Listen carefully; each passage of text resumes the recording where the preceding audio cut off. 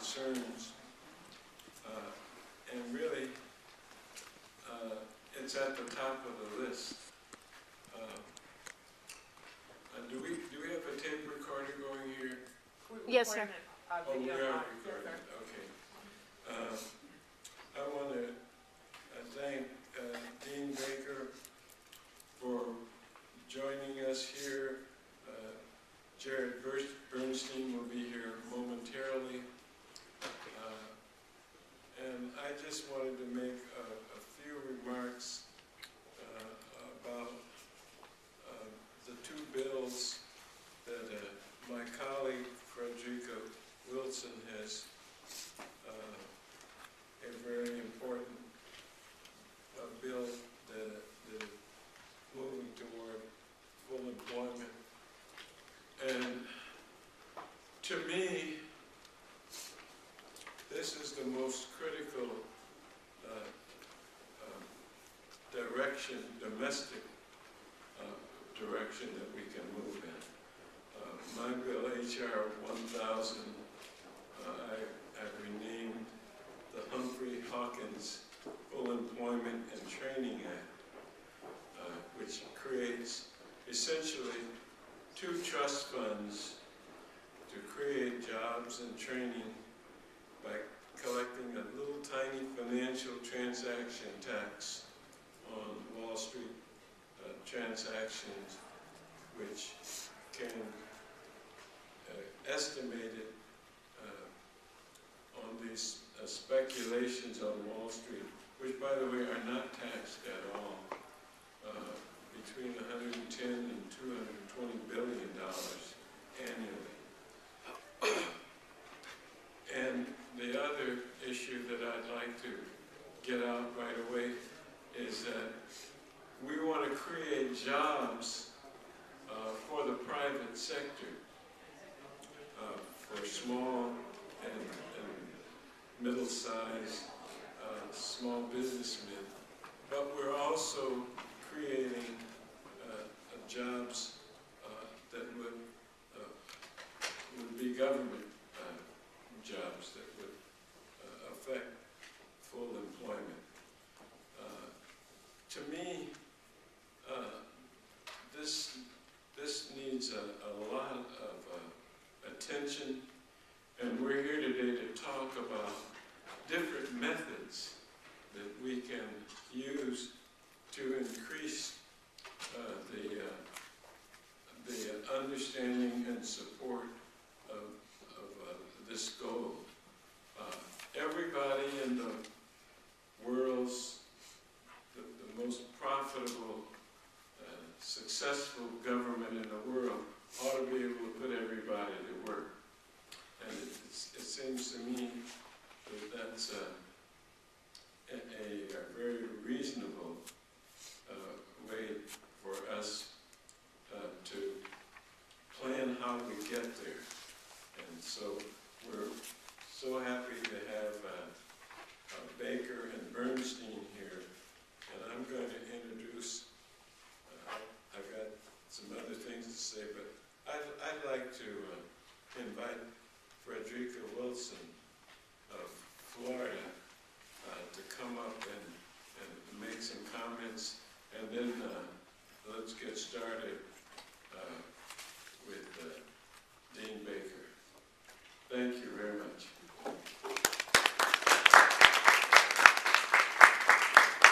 Dean Conyers.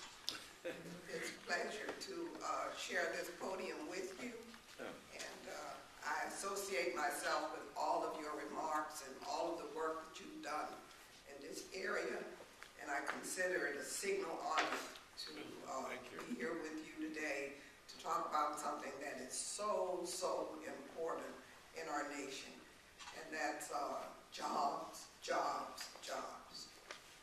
And I'd like to thank all of you for coming out today. And it's great to be in the company of people who are thinking about creating jobs. I think it should be the #1 issue. It should be the mantra of this Congress. And I've been trying to get this message over since I was elected. I'm a sophomore now. But when I left Miami said, I'm going to Congress to help create jobs for people who are out of work.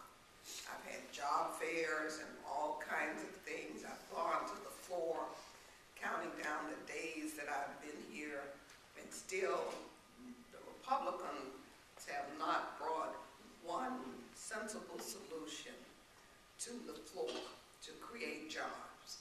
And on yesterday, I gave a speech about, in Miami, at our airport, we had a ribbon cutting last week, and they established kiosks in the airport, and everybody was so happy, so happy. There was loads of them, 35 of them, and that's good. That cuts down on lines, but have you thought about the people whose jobs those kiosks will take in drugstores, toll booths, in grocery stores? You now check yourself out, and you pay a machine in the toll booth. And these are jobs, and you have to think about it's just not one person. These are shifts of people at the airport, because the airport is open all 24 hours. So these are shifts of people who are losing their jobs, and there's a skills gap that is not filled, because someone has to, first of all, create the kiosks. They have to maintain them. They have to change them. They have to repair them. They have to go through and look at what's on the website and the kiosk. They have to do a lot of things. And where does that take place? So who's taking those people that have lost those jobs and putting them in some creative kind of institution to help them understand this whole process that technology has stepped in and taken away so many jobs? The sequester is cutting public sector jobs as we speak. I'm a former school principal from Miami-Dade County, and every day someone is being laid off in a school because of the sequester. Firefighters, police officers, and we're not doing anything to retrain our workforce and make sure that people have work. And then we have to look at the money, how much people are making. We've got to make sure that we raise the minimum wage, to make sure that not only are people getting jobs, but they're able to keep the jobs, send their children to college. And what we're thinking about is, Dean Conyers, is when people work, they have dignity. They have dignity. They can pay their taxes. They pay taxes, and that's what we need them to do. They can buy a home. They go out to dinner. They spend money. Christmas is coming. They could buy toys. And every time they spend money, they add to the tax base. And what happens when you add to the tax base? You reduce the deficit. So what do you think would happen if every person in this country who could work and wanted to work had the opportunity to work? We would not have a deficit. So to me, it appears as if we should be talking about what we're talking about in this room. Jobs, jobs, jobs. That's just what I think, and I think it's the true deficit of this nation. I have the esteemed pleasure of introducing to you and welcoming here two economists who are just phenomenal, and we're so happy that they've taken from their time to come and share with us their vision about jobs. I'm going to introduce both, but one is on his way. We have Mr. Dean Baker, who is director of the Center for Economic and Policy Research. He was one of the first economists on record to recognize and warn of the dangers posed by the stock and housing bubbles that led to the financial crisis. He's been a champion for human rights around the world and for working people in America for decades. We also have Distinguished Senior Fellow at the Center on Budget and Policy Priorities. We love CBPP and Bob and Ellen in our office. Jared was the man who stood up for working people in all the top economic debates of President Obama's first term. He served as the chief economist and economic advisor to Vice President Joe Biden. We're so pleased to welcome you here today. Dean Conyers and I appreciate your coming and sharing with us. They have written a book, and they're going to discuss the book with us and make sure that we are aware of what's happening, that unemployment is a true deficit. Let's give him a hand.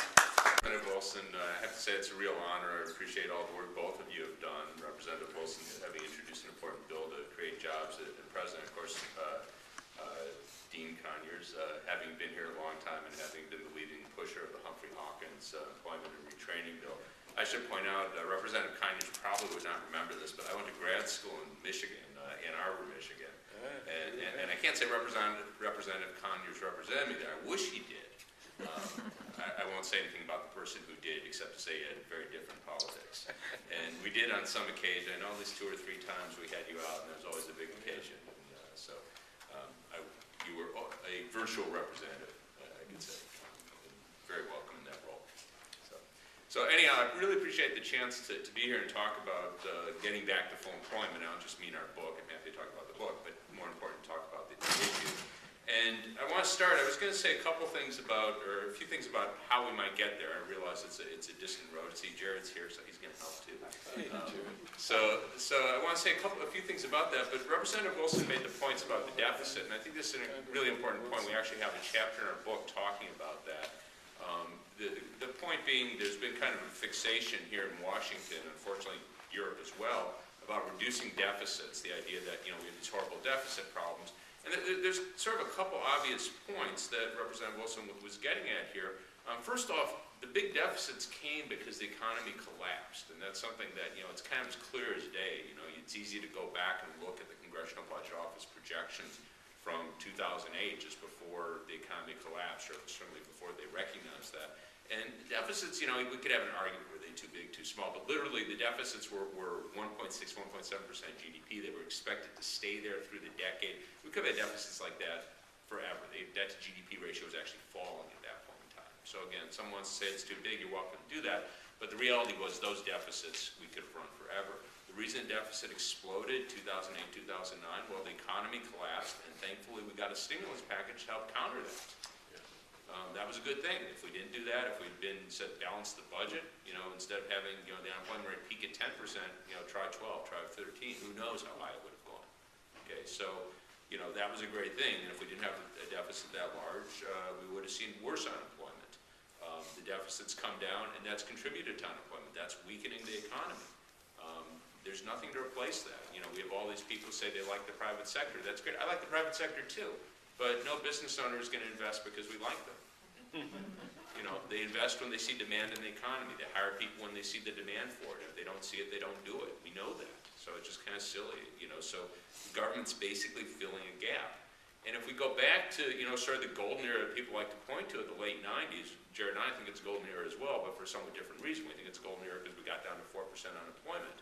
But if you think of that as a golden era because we balanced the budget and we got surpluses, well, guess what? The reason we did that was because we got 4% unemployment.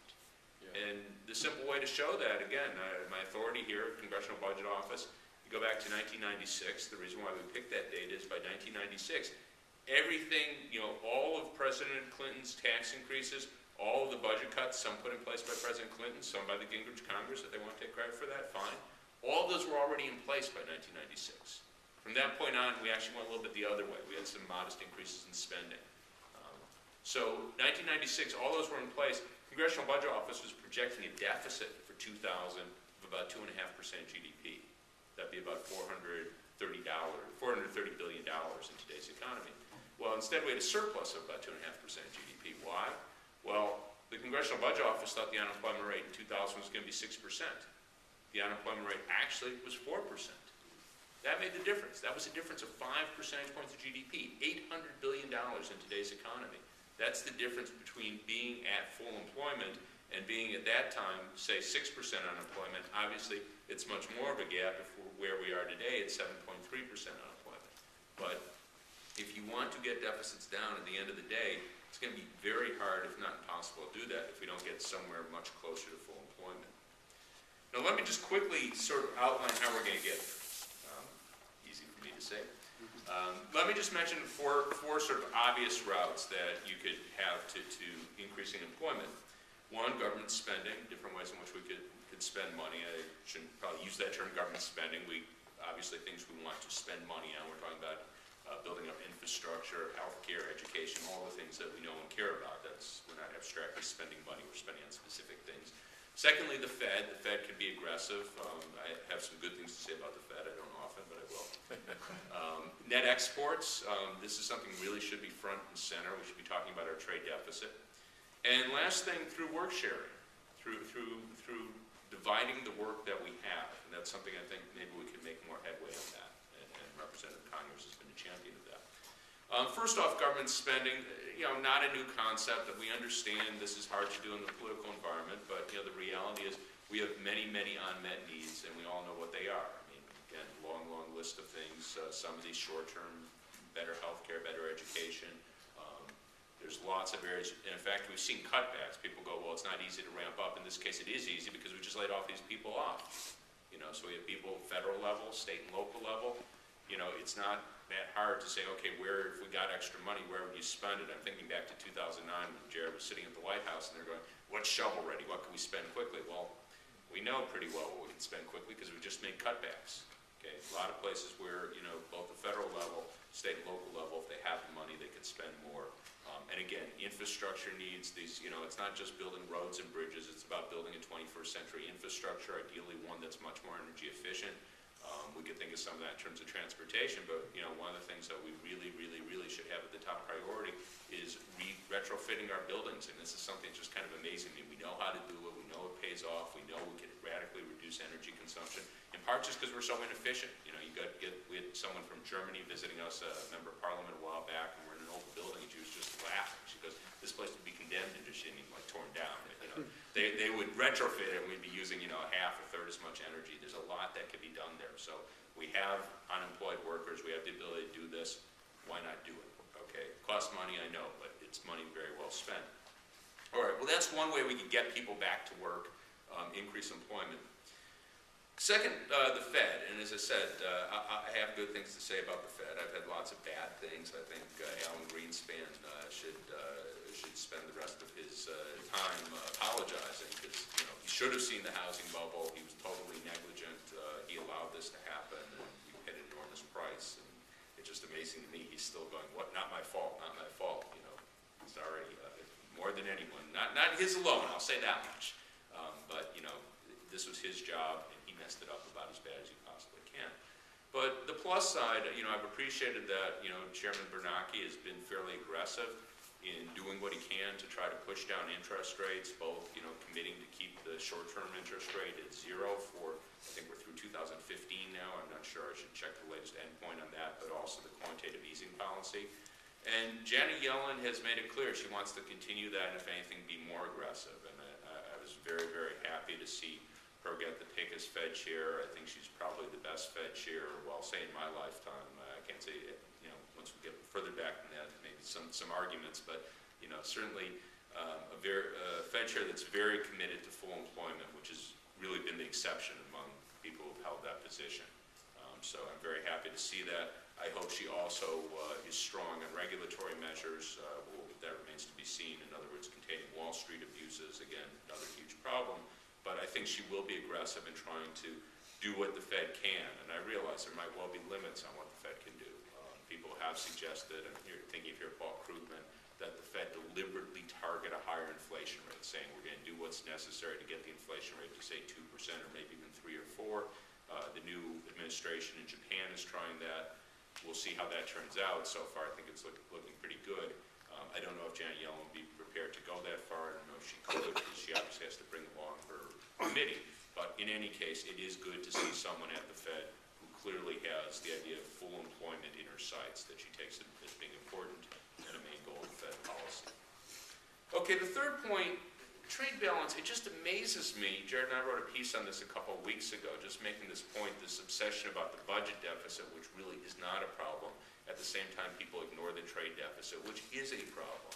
And the story here is fairly simple. It's not that we're beating up on foreign countries, it's just that we're spending a lot of money creating demand elsewhere rather than here. And it's really just basic national income accounting. We get $500 billion, you and I, everyone in the country, we're getting $500 billion in income, and we're not spending the money here. We're spending it in Europe, Japan, China, Latin America, wherever it might be. The point is we're not spending that here. That creates a really big gap in demand. Okay, it's very, very straightforward. And we really should be focused on getting that down. It doesn't have to be zero. There's nothing magic about a balanced trade, just the same as balanced budget. But the point is, if we can get that down, if we can knock it down from 500 billion to say 150 billion, that's 350 billion in additional demand. You throw a multiplier in there, we're talking about 500 billion in additional demand in the economy. We're talking around 4 or 5 million jobs.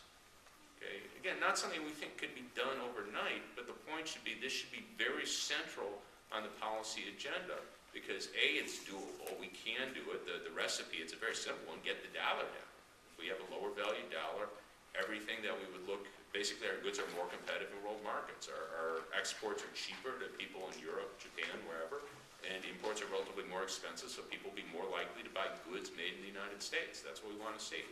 Again, we don't have to do that overnight, but the idea is that should be, on the radar screen, something we should be trying to do, and something that's doable. The other part of the story is if we don't do it, if we continue to have a trade deficit of, $500, $600 billion a year, that's this huge gap in demand. That can be filled one of two ways. One is with a budget deficit. People don't want that. I mean, I'm okay with that. I don't think the deficit's too large right now, but, that's not the general view here in Washington. So if we want to get a lower budget deficit, how else do we fill the demand gap? Well, there's another way. It's called a housing bubble. That's not a real good way to go. There's not a third alternative. We might imagine there is, but there really isn't. Okay, so those are really the choices. If you want a big trade deficit, then you can say, okay, well, I'll set that with a big budget deficit. Let's get the vote on that. Not a lot of people say yes. Okay, what else you got in your bag of tricks? You got a housing bubble. That's it. That's it. So we think it's really important to work on getting the trade deficit down. Should also point out that disproportionate jobs that would be created are in manufacturing, tend to be relatively well-paying jobs. That would also help the wage distribution. Very good story in our book. Okay, the last point is work sharing, and this might sound strange to people, but it's sort of, kind of flipping this on its head. If we go, what's the fundamental problem here? And this is unusual for economists. I've been sort of getting a kick out of this. Paul Krugman, who I greatly admire and I consider a friend, he's been struggling with this, like, oh my God, we have this issue of secular stagnation. What does that mean? Well, that's a story where the economy's problem is not enough demand. Well, everyone who's ever been in intro course, economics is the issue of, is the problem of allocating scarce resources among competing ends. Scarce resources. Secular stagnation is resources aren't scarce, we have too much. Okay, think about that for a moment. In a certain sense, that's absurd. We're all suffering, maybe not us in this room, but millions of people around the country are suffering because we have too much. We have too much supply. What we're lacking is demand. All right, so the first 3 points I was talking about, having the government take action, the Fed take action, increase net exports, these are all ways of increasing demand. Okay, but I'm saying if our real problem is we don't have enough demand, well, another way to deal with that is, well, how about we all work a little less? Okay, does that sound crazy? Well, you might have heard about the German miracle. Germany's got a 5.2% unemployment. Sounds pretty good. Certainly good compared to where we are. And it's very good compared to where Germany was. Germany at the start of this crisis, they had a 7.8% unemployment rate. So theirs went down 2.6%, ours went up 3 percentage points. Okay, how'd they do that? Well, people who think that Germany's had some booming economy, you gotta look at the numbers. Germany's growth since the start of the downturn has been almost exactly identical to growth in the US. What's the difference? They encourage employers to cut back hours. They have a policy of work sharing. They have other policies. They have about 35% unionization rates. So there's a lot of union management cooperation. They agree to work fewer hours rather than lay people off. But the point is that they've dealt with the similar sort of shortfall in demand and actually increased employment by getting people to work less time. And there's a lot that could be done this way. One of the nice things, this could be done at the state level. I think there's 26 states now, including big ones like California and New York, that have work sharing as part of their unemployment insurance systems. If we could increase the take-up rate on that, currently it's extremely low. That would be a really good way to get the unemployment rate down. And I think most people, again, I don't minimize it. If someone has their hours cut back 20%, the idea is, so you get your hours cut back 20%, you get your pay cut back by half of that. So losing 10% of your pay, I'm not going to trivialize. On the other hand, it's got to be much better than losing all your pay. So I think that's a really good way to go. And I'll just add a little bit more on that. If you look at Europe compared to the US, average work years in Europe are about 20% less than in the United States. Work hours per year, I should say. And, again, just doing the arithmetic on that, that would mean other things equal. If we had the same number of work hours in Europe as we had in the US, we'd have 20% more jobs. Again, the world's always going to be more complicated than that, but that's, just a basic story. Well, again, we can't imagine going from here to there overnight, but one of the things that we can do, and is being done to some extent in state and municipal governments around the country, institute some of the policies that you see in Europe that are associated with shorter work hours. Things like paid parental leave, paid sick days, maybe one day paid vacation. And to be a member of the European Union, all workers have to get 4 weeks a year of paid vacation. Many countries, 5 and 6 weeks a year is standard.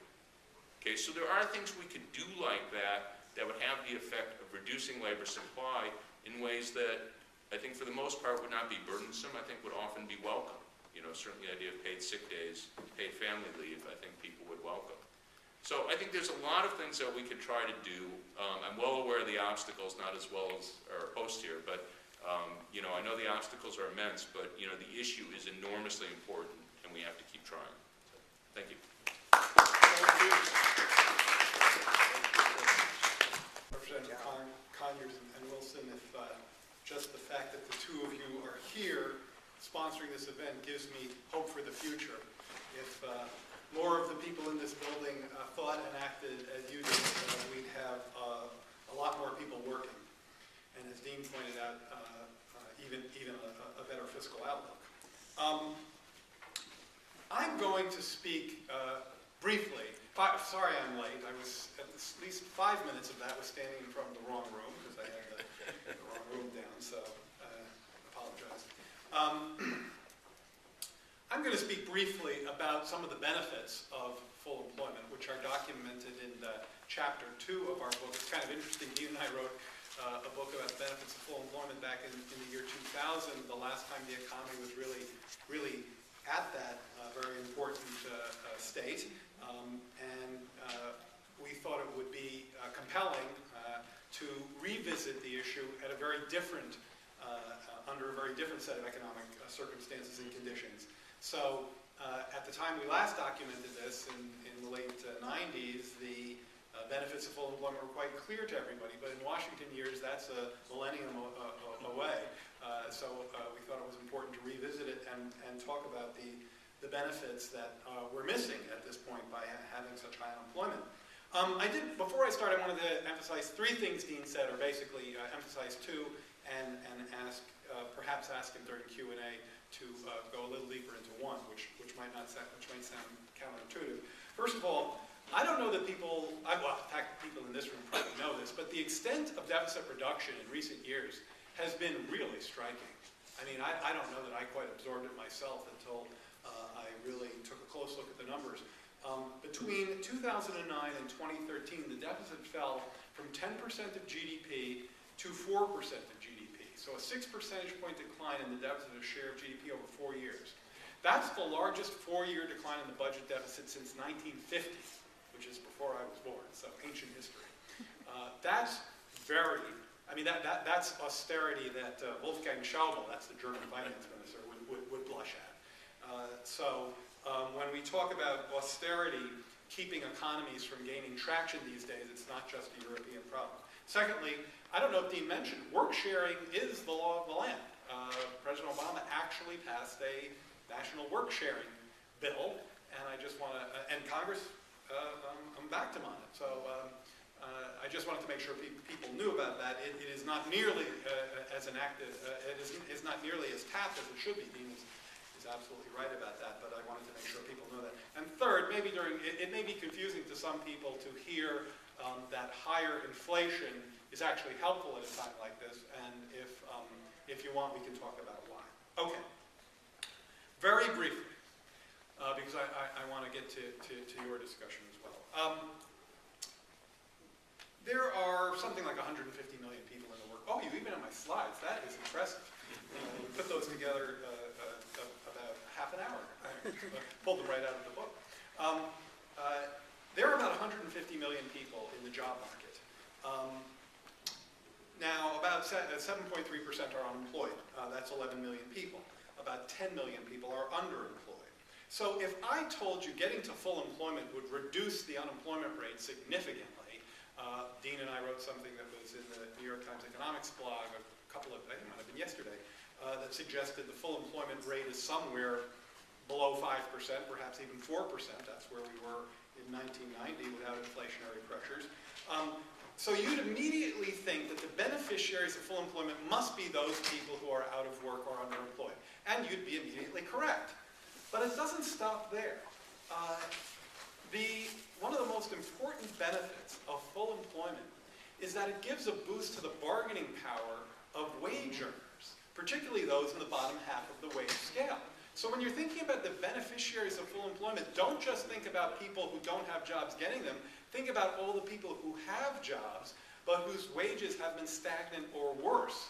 To us, that's the largest share of beneficiaries. Now you're talking the bottom half of the employment force. You're talking what, like 60, 70 million people. So the beneficiaries of full employment are literally in the tens of millions, because it's not just the jobless or the underemployed, it's wage earners as well. Let me begin actually here, if you don't mind. I'll just jump around a little here. This is, I'm going to jump around from, this is actually, if someone said, pull out one slide from the book that tells the whole story, I couldn't do it, actually. I love too many of them. But this is one I really love. Dean and I, with the help of a very good old friend, John Schmidt, crunched a bunch of numbers and looked at the impact of lower unemployment. In this case, what would happen if the unemployment rate fell 10%? 10%. So if it fell from, say, not 10 percentage points, but 10% decline in the unemployment rate. So something like 5% to 4.5%. And who would benefit from that? So what this shows is the benefits of lower unemployment to the hourly wages of low, going from left to right, low, middle, and high wage workers. For low wage workers, it's about a 10% boost. For middle wage workers, about a 5% boost. These are real wages, and nothing at the top. Now, I don't begrudge the folks at the top in this regard, but the fact is they don't need much of a boost from low unemployment, because A, they have very low unemployment rates, and B, they're the ones who are getting all the growth. So if you think about the inequality problem, you look at that and you see, wow, full employment pushes the other way. You've got all these forces in the economy, and people talk about technology and globalization, boosting income inequality. It's one of the fundamental problems of the economy for recent decades. Here is a solution that demonstrably pushes the other way. When you get to full employment, you improve the bargaining power and the ability of people in the bottom half of the wage scale to claim more of the growth that has eluded them for literally decades. So let's take a slightly broader look at that.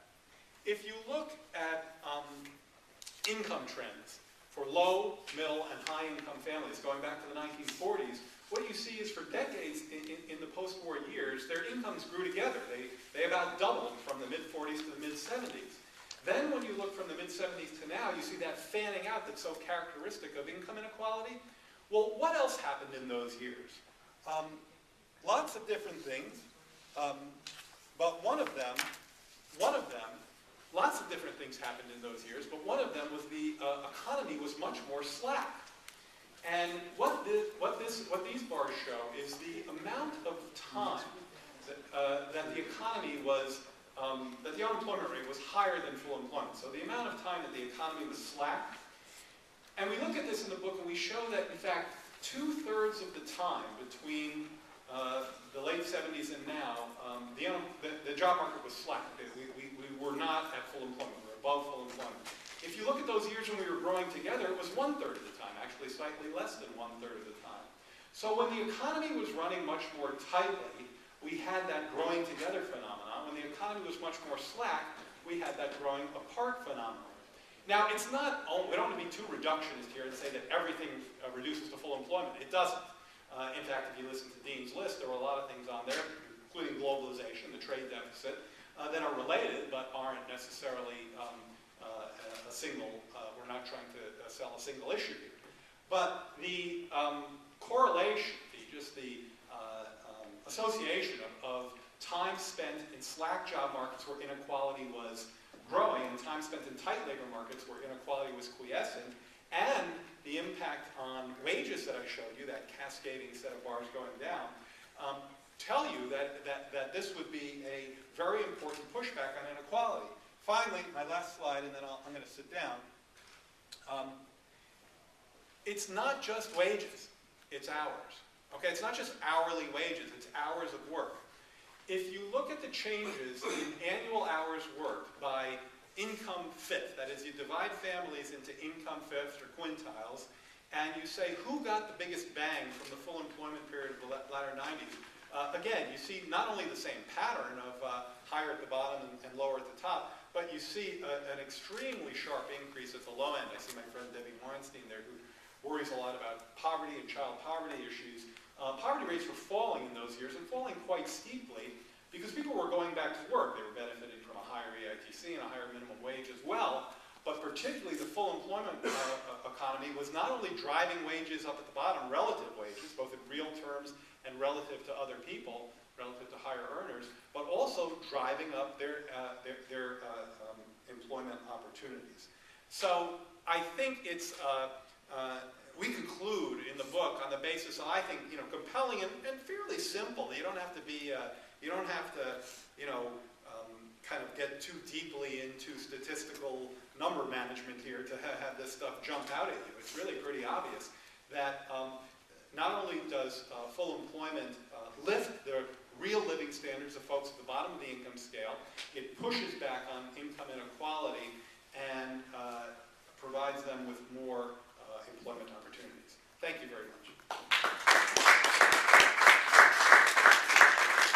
Any questions? I guess we have until 10:30? Okay, so. Actually, before I take questions, Jared had made a point about work sharing. I realized I should have mentioned this say a little bit more about this. The bill that he was referring to that Congress passed and President Obama signed, this was back in 2012 when Congress extended the payroll tax cut. What the bill did was it had the federal government pick up the cost of work sharing programs for the states that have it, and also to pay administrative costs for other states that want to set it up and pick up a share of their cost. Point of this is that at the state level now, insofar as they get people, instead of being on unemployment insurance, to be on work sharing, it's basically free money for them. Because if they pay the money out as unemployment insurance benefits, then that's out of their system. If they pay it out as work sharing, the federal government picks it up in full. So it's a very strong incentive for states to take advantage of it. Unfortunately, to date, the uptake's been relatively small, but we're hoping more states will look into that, more states will take advantage of it. So I should have gone a little more in depth on that. It was a big deal. Why do you think the uptake of taking advantage of this has been small? Well, I've talked to a few people at the state level, and a lot of it is that employers just don't know about it. It's discretionary on the part of the employer. So the idea is that if you have an employer that's saying, oh God, I see a fall off in demand, I'm going to lay off 10% of their workforce. Well, what we'd rather see them do is say, okay, I'm going to cut back hours by 10%, keep everyone employed. And, again, if they lay off 10% of the workforce, typically people get half pay, roughly, for their benefits. Instead, if you cut back work hours by 10%, then they'd have the short work program make up half of that lost pay. For the most part, though, employers don't seem to know about it. Some states have done a little bit to promote it. For the most part, it seems not very much, and I think that's what's really missing, having a champion. I'd love to, I know everyone's got their thing they want President Obama to run out and say, but I'd love to have him go out and find, one of the employers that has used that. Rhode Island has a real high uptake, and say, look, this is a great system, we've kept people at work. Because again, employers that have done it overwhelmingly like it. Washington State's another state that has fairly high take-up rate. They've done surveys of the employers that do it. They like it, so it's, we're not forcing them. I was on Fox once, they're yelling, you don't want blood. I'm going, no, I'm giving them a choice. They didn't have good answers. By the way, just to clarify, or to add one point there, one reason employers tend to like this is because if you have valued workers, you can keep them there. You can keep them on staff, and someone who we would otherwise lay off might go end up taking a job elsewhere. I'm sorry. You got it. Even though, Jerry, you were showing in your slides that the benefits of full employment would accrue mostly to low and middle income workers, it seems like businesses, business owners, and investors would benefit so much from having more consumer demand in the economy, possibly more than anything else. So how do we leverage that to turn into business coalitions that become more interested in increasing consumer demand and increasing employment? I think that's a great question. And it's true that that particular selling point is probably more for those of us who are worried about inequality than the group you mentioned.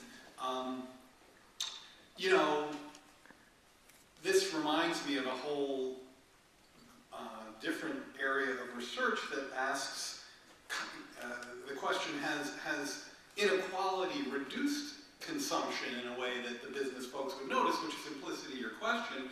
And one reason you haven't seen that much of that is because there was so much of a debt buildup in the 2000s, for example, while these negative impacts of slack labor markets were playing out in the wage scale. A lot of people were making up for it in their buying power, particularly and in housing consumption. It wasn't as noticeable to employers probably that demand was as weak as it might have otherwise been. I don't think that you could convince the employer class in some obvious way that full employment would be good because you'd have more people buying stuff. It just doesn't, it's a great angle, but it doesn't strike me as one that would be, it doesn't immediately strike me as one that would really work. I think that what convinces them to hire more people is when there's more demand for their stuff. And telling them there would be more demand for their stuff is a lot harder than them actually seeing more demand for their stuff. So I think we have to do a bunch of stuff on the policy side, the list that Dean went into, and then the virtuous cycle of more people working, more consumer, more broad-based consumer demand, less bubbly consumer demand would hopefully have that effect. You may want to add to that. I think that's largely right. I think one of the unfortunate things that's happened, well, unfortunately for a number of reasons perhaps, but certainly for the political aspect, is that, profits have gone back to pre-recession levels. So from the standpoint of businesses, they're basically fine. And, just from their standpoint, not that I have that much occasion to talk to business people, but I think the idea is like, okay, so you want me to take all these chances, your crazy jobs programs, and, we're going to have the Fed, be real stimulatory and this and that. Everything's fine for me. What's the issue here? So I think, there's a conservatism, just bias towards the status quo, and it is a contrast in the 50s, the 60s, the period we were talking about, where we did have relatively low unemployment and the economy was growing together. You had advocates of low unemployment among the business class. So General Motors did have the idea that we want the economy to grow rapidly. Sort of the Henry Ford thing, right? Yeah. And I think I'm not saying it's completely gone today, but it's certainly not the same. Yeah, I just not to belabor this, but this is relevant to a lot of the work you do.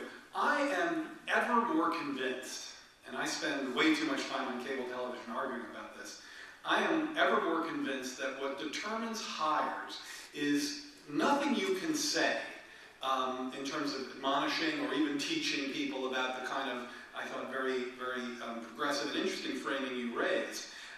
What drives employment is people walking into the door to buy the goods or services that you sell. It has almost nothing to do with regulation, with the kind of tweaking of the tax code that people freak out about. You go on cable news and someone says what's killing jobs is the EPA and the Affordable Care Act. And I never believe that, but the more I learn about it, the less I believe it. And I'm talking about talking to business people who will tell you, no, I will not leave profits on the table because the EPA is doing something or because the ACA is phasing in something in 2 years. I will hire somebody if I need them to make more money. Sorry, go ahead. Yeah, so I just want to get back to the worker share idea. I just want to know how it impacts worker pay and lost wages and what it does to maybe the minimum wage argument. Well, the principle here is that you have a company that's laying off workers, so it's exclusively supposed to be to avoid a layoff. So the basic story, just take it to make some numbers simple, suppose you're cutting hours by 20%. So an employer used to have people working 40 hours a week, they lowered to 32 hours a week. There, in principle, the workers should still be getting, the same pay for those 32 hours. In general, now states treat this differently. In general, they'll still get the benefits, but not all states, apply that strictly. So if you have healthcare coverage, if you have pension coverage, you'd still get that. But, not all states insist on that. So ideally, if I'm designing it, that's what they're doing. Whether that happens, every case, hard to say. It's time limited, just as unemployment insurance is, so it's subject to the same sorts of time limits as unemployment insurance. And when the period's over, then, the employer has to make a decision whether they go to full-time or whether, they still have the option. Obviously, they could lay someone off. But in principle, it shouldn't affect hourly wage rates. And obviously, if someone's towards the low end, so again, I don't mean to minimize that this could be a hardship for someone. If someone's working at the low end, if they're getting $10 an hour, and they were counting on 40 hours a week, and then we cut back to 32, they get half of it made up, that's nice. But that's still a hit. I don't think there's any two ways around it. But, I do think it's better that you have some people taking a hit, in this case, 10% of their pay, and maybe working a 4-day week than risk being laid off altogether. So I think that's a better outcome. Dean and I, interestingly, when we were working on the book together, argued a little bit about this because my view was that, hey, we should be talking about increasing demand, not spreading around the pain of reduced demand.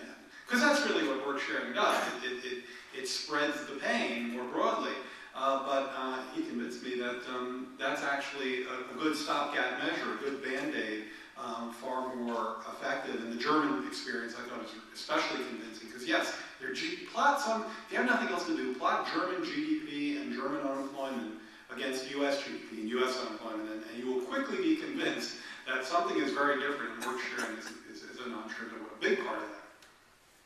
Do you want to? Yeah, I wanted to follow up with this in terms of what we're seeing in the low-wage worker industry, which I think is a very different thing from work sharing in terms of what you're proposing. But what we're seeing, and the Congressional Progressive Caucus is doing a lot of work with low-wage workers, what we're seeing is one of the biggest problems is that their employers are deciding when they're going to work, that a lot of them don't know what their schedules are. They're given small shifts. Walmart goes out and says we're paying them this much, but they're paying them for 20 hours a week, one week, and 23 the next week, and 10 the following week. How do we differentiate between that type of kind of very, aberrant schedules, small number of hours, permatemps, contract? I mean, how do we distinguish a work sharing idea from that? And are there ways that we can deal with that more troubling side of things on the employer side? Is it because German workers are unionized more that they don't have that problem? Well, I'm not going to say they don't have a problem at all in Germany, but yeah, I mean, German workers have much higher unionization rates, so they're much better situated to protect their circumstances. There's also more restrictions. There's government restrictions on the extent to which you can change hours. I don't believe, I'd have to check, but stores used to not be able to open on Sundays, so you couldn't have someone, we're now having people having to work on Thanksgiving Day, so we're getting all these stories like that. So I'd say two things. One, again, work sharing, this is fairly well institutionalized in the sense that it's very discrete. You're going to cut hours by a certain amount, you're getting half of that made up with the equivalent of unemployment benefits. My friend Kevin Hassett is a big supporter, so you might know, Romney advisor, American Enterprise Institute. He says, well, it's better to have people be partially unemployed than fully unemployed. So in that sense, that's what we're talking about. The alternative here is people being unemployed.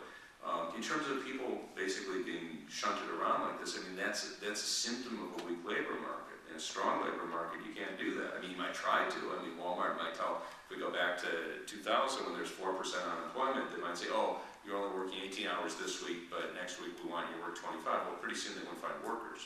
That really was the case in 2000. I mean, it was one of the things we document a few stories like this in the book, where employers were saying, oh God, I can't get anyone, having to, bus. There were cases where hotels and restaurants were having buses go to the inner cities to go into neighborhoods where they would never ordinarily think of hiring people and take them out, pay for their transportation, make childcare arrangements. I remember, I think in the Fed Beige book, they complained some employers even have to make elder care arrangements, horrible horrors, but again, the point is, in a tight labor market, not employers suddenly become good people, but, the ones that are really bad, they're not going to be able to get away with that.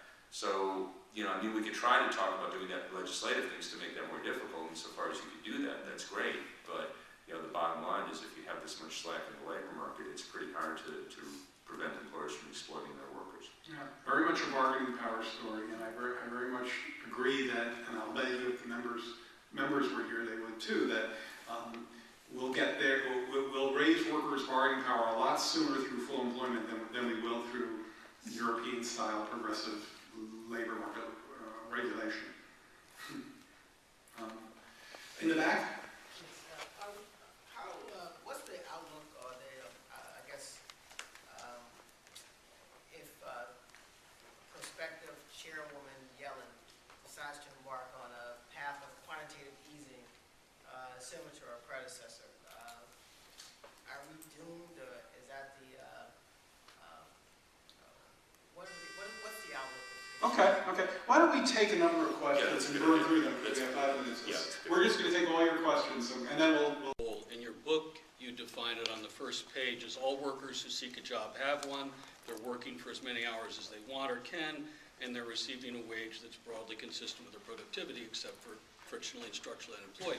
In the rest of the book, though, you equate full employment with the NIRU, and even describe the Congressional Budget Office's estimate of the NIRU, which has averaged 5.6% since 1949, as, again, I'm quoting, close to the actual full employment level.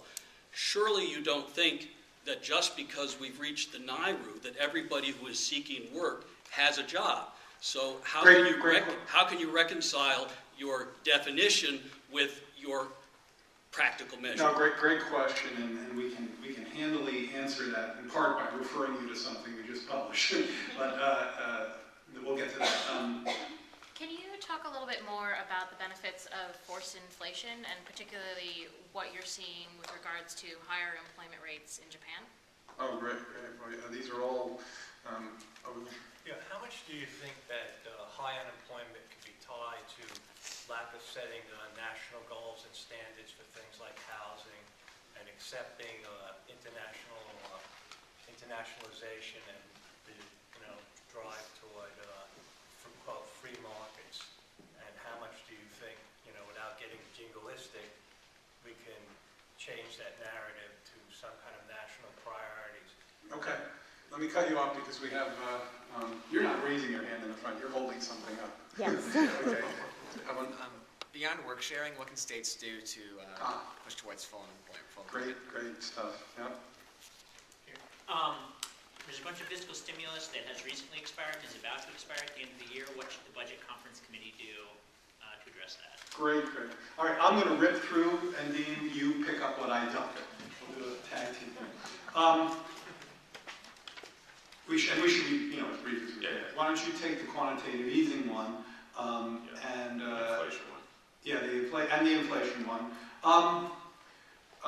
In terms of tackling long-term unemployment, I know you asked Dean, but there is actually one policy that was implicit on his list, but I break it out when I talk about this stuff, which is, and I think this would help the long-term unemployed, which is publicly subsidized employment. We talk about this somewhat extensively in the book. We're doing a lot of work on this at the Center on Budget. Look back to the TANF Subsidized Jobs Program of the Recovery Act, TANF Subsidized Jobs Program, of which there's good literature, and think about taking that to scale. I think that's a strong part of the answer to that question. Clarifying our full employment goal. In yesterday's New York Times economics blog, Dean and I wrote a piece where we said, nobody really knows what the NARU is. The Congressional Budget Office is a good reference, broadly speaking, but we take you through in that piece that we wrote yesterday. I think we answer your question hopefully suitably. If not, let us know. Dean will do the benefits of higher inflation. This part of lack of standards and free market and that sort of how the ideology of all that, I think that's very relevant in this argument that's recently popped up about so-called secular stagnation. For a long time, we've been saying that left to its own devices, the private market isn't going to create enough jobs. It won't get us to full employment by itself.